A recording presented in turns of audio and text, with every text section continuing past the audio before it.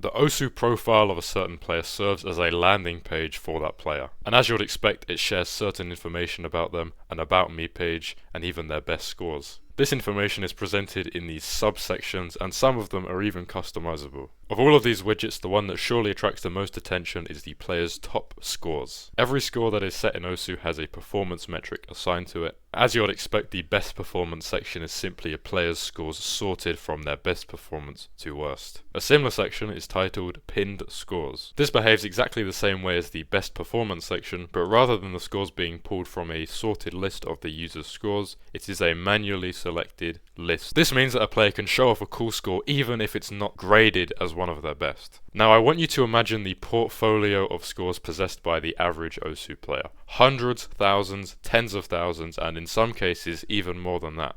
Where do we even begin in selecting only a handful of these scores to show people who visit our page? The first thing I can think to do to reduce this number is to knock off all of my best players, since if I were to pin them, they'd be visible in two places, which I believe is pointless. This is where we'll stop, since this is further than most of the player base has managed to get. The current rank 1 player, Emmerich, actually I think has handled this very well. You can see his pin scores are not simply his top players, they're his oldest players and ones that he thinks are hardest to replicate, even if they are not explicitly rewarded as much as his other players are by the PP system. We do not need to go much further down the rankings to find someone who does not behave like this. Akolibed, who is currently the rank 2 player, the very next one, has only 4 pin plays, 3 of which are their top 3 plays. However, in this case, I would argue that it is excusable, simply because of how high the PP values are. Of the 3 scores, 2 of them were the PP record when they were set, and that would be 3 if he set the first 2 in another order, and 1 of them is the PP record to this day. Then again, the PP record is of course going to be someone's top play, so it's going to be easily visible